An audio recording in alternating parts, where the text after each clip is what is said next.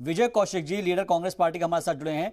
विजय जी, क्या राहुल गांधी इस बात को एक्सेप्ट कर पाएंगे कि नीतीश कुमार वो चेहरा बने? क्योंकि आज बताया जा रहा है कि नीतीश कुमार दिल्ली पहुंच चुके हैं और उनकी राहुल गांधी से मुलाकात भी होनी है।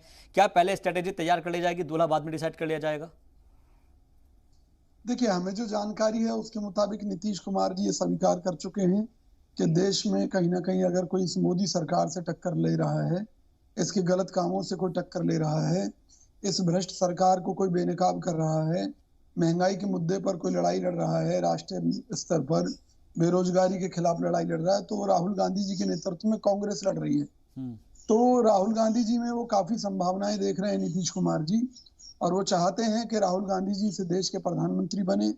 इसलिए उसी योजना के तहत वो मिलने के लिए राहुल गांधी जी से दिल्ली में आए हुए हैं, और हम उनका हृदय से धन्यवाद करते हैं कांग्रेस पार्टी की तरफ से।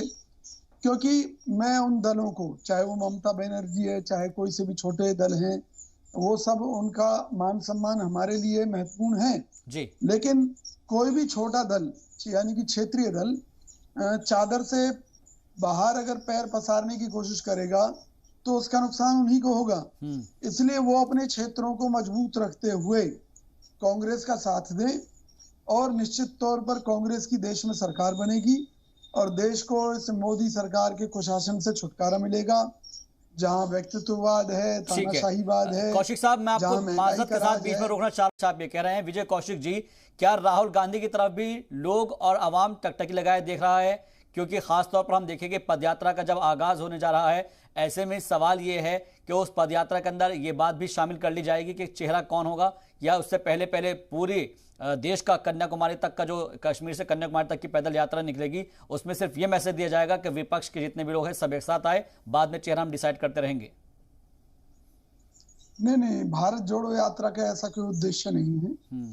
भारत जोड़ो यात्रा के माध्यम से राहुल गांधी जी देश की जनता से सीधे संवाद करेंगे, और उस संवाद के दौरान जो जनता की मूलभूत समस्याएं हैं उनके ऊपर चर्चा करेंगे। जनता से मिलकर इस भ्रष्ट सरकार को कैसे उखाड़ कर फेंका जाए, इसको लेकर डिस्कस होगा। और देखिए, हमारी सीधी सी थ्योरी है, हम देश के लिए लड़ाई लड़ रहे हैं। जो इस लड़ाई में हमारे साथ आना चाहे उसका स्वागत है, जो ना आना चाहे उसके लिए दरवाजे खुले हैं, कोई मना थोड़ी नहीं है। सवाल यह है कि अगर ये देश बचेगा तो इस देश के हर सुख पर हर आदमी का अधिकार होगा, लेकिन अगर भाजपा देश को डुबो देगी तो इस देश के हर दुख पर इस देश के हर आदमी का अधिकार होगा जी। अब जनता को तय करना है कि भी उन्हें एक दुख भरी जिंदगी जीनी है या सुख भरी जिंदगी जीनी है। दुख का जो मुद्दा है वो ये है कि देश के ऊपर जो विदेशी कर्ज है, वो जो 70 साल में हुआ था मात्र 40 लाख करोड़ हुआ था, और इनके राज में वो 140 लाख करोड़ पहुंच चुका है, 1.40 लाख करोड़।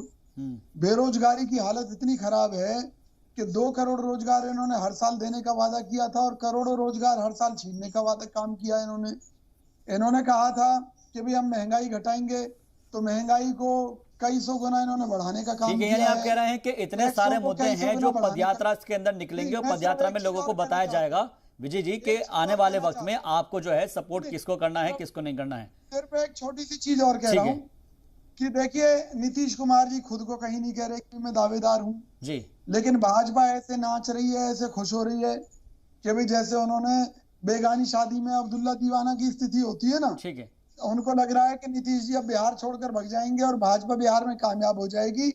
भैया, नीतीश जी बिहार को छोड़कर नहीं भाग रहे कहीं भी, वो वहीं से रहेंगे, वहीं से लड़ाई लड़ेंगे भाजपा के खिलाफ। देश में कांग्रेस भाजपा के खिलाफ लड़ाई लड़ेगी। ठीक है सर, ओके डॉक्टर ओके ठीक है डॉक्टर सीमा मलिक, मुकाबला नहीं है। विजय कौशिक जी, अब बीजेपी का खुद का मुकाबला है और 303 से ऊपर ही अपना आपको लेकर आना है, आपके पास तो बाकी सीट फिर कहां रह जाएगी? नहीं, पहले तो मैं भाजपा प्रवक्ता की बात का स्वागत करता हूं कि इनका खुद से मुकाबला है। वो इसलिए है क्योंकि भारतीय जनता पार्टी में भगदड़ मचने वाली है, क्योंकि ये लोग डरे हुए हैं। जब से गडकरी जी ने बयान दिया है, राजनाथ सिंह जी ने बयान दिया है, क्यों दे रहे हैं ये बड़े बड़े नेता बयान? क्योंकि इनको लगता है कि आज मोदी जी की तानाशाही भाजपा पर हावी है। जो भी व्यक्ति उनके खिलाफ कुछ कहता है उसको बर्फ में लगा दिया जाता है, चाहे वो आडवाणी जी हो, चाहे मुरली मनोहर जोशी जी हो, चाहे बीते समय में सुषमा स्वराज जी रही हो, चाहे अरुण जेटली जी रहे हो, या कोई भी नेता हो, चाहे स्वामी जी हो, जो बड़ी हिंदुत्व की बात किया करते थे, आज वो खुद मानते हैं सुब्रमण्यम स्वामी के भी मोदी जी जो अपने आप को कहा करते थे वो नहीं है।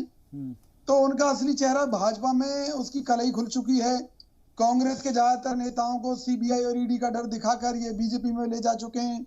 आज बीजेपी के ही नेता बीजेपी से सवाल पूछ रहे हैं कि भाई ये कांग्रेस पार्टी है या भारतीय जनता पार्टी है, तो ये भी उन्हें कोई नहीं समझा पा रहा। तो भाजपा में भगदड़ मचेगी, इसलिए इनकी लड़ाई इनके खुद के साथ है। जहां तक कांग्रेस की बात है तो कांग्रेस तो संघर्ष में भरोसा रखती है।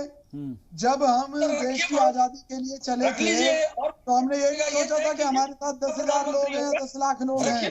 हमने तो लड़ाई छेड़ दी थी, हमने तो लड़ाई छेड़ दी थी और इस देश को आजाद करने में अपनी भूमिका निभाई हम लोगों ने। लेकिन वोट जनता देती है और जनता के जनादेश कांग्रेस पार्टी भारत जोड़ो यात्रा के माध्यम से पूरे देश भर में जाएगी, जनता के बीच में जाएगी, भाजपा के कारनामों को बेनकाब करेगी।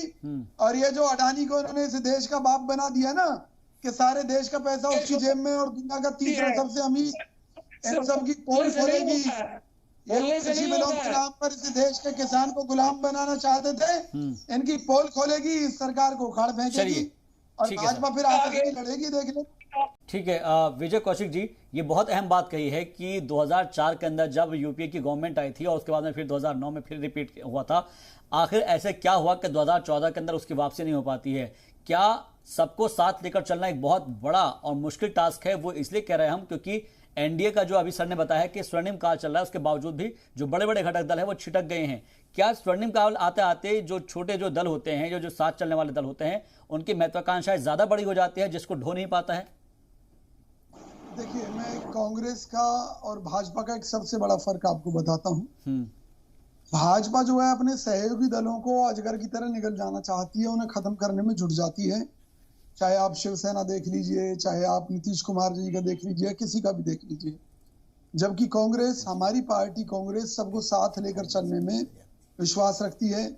लेकिन यहाँ पर हमारे साथ हमेशा उल्टा हुआ। लेकिन विपक्ष तो आपको निकल गया सर। नहीं, मेरी बात तो सुनिए ना जी। जिन राज्यों में हमने गठबंधन किया, वहां हमने क्षेत्रीय दलों को समर्थन करके नुकसान उठाया, फिर भी हमने देश हित में उस नुकसान को भी बर्दाश्त किया। ठीक। लेकिन अब अगर हम किसी से बात करते हैं तो हर छोटा दल यही कह रहा है, जी हमारे जो दल के मुखिया हैं वो प्रधानमंत्री पद के दावेदार होंगे। अरे भाई, जब तुम एक क्षेत्र तक सीमित हैं, तुम्हारे मान लीजिए गिने चुने सांसद हैं, ठीक है, तो भाई आपका प्रधानमंत्री कैसे हो सकता है? प्रधानमंत्री तो कांग्रेस का होगा जिसके सबसे ज्यादा सांसद आज भी हैं। बिल्कुल बिल्कुल। कौशिक जी, ये है कि आप ही ने आदत दिलवाई है। कौशिक जी, आप चंद्रशेखर जी को प्रधानमंत्री बनवा देते हैं, आप छोटे छोटे दल के प्रधानमंत्री बनवा देते हैं, तो छोटे दलों को क्यों नहीं उम्मीद होगी कांग्रेस फिर हमको प्रधानमंत्री बनवा देगी? अरे वही चीजें तो दुख दे रही हैं, इसलिए हमारा सीधा सा एजेंडा है, हम चुनाव पूर्व किसी से गठबंधन नहीं कर रहे। ठीक है सर। चुनाव के बाद की जो स्थितियां होंगी उसके आधार पर हम गठबंधन चलिए करेंगे। चुनाव अगर अलग अलग लड़ा जाएगा तो क्या भारतीय जनता पार्टी को इसका फायदा होगा या नुकसान? ये तो सर आने वाला वक्त